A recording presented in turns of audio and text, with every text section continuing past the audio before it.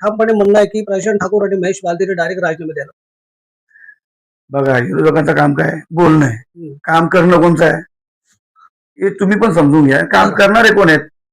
काम करणार तो त्यांना कॉन्फिडन्स म्हणून ते बोलतात. राजीनामा देणं करणं त्यांना लोकांनी निवडून दिलेलं आहे. ते राजीनामा द्यायसाठी निवडून त्यांच्याकडून लोकांची कामाच्या अपेक्षा आहेत.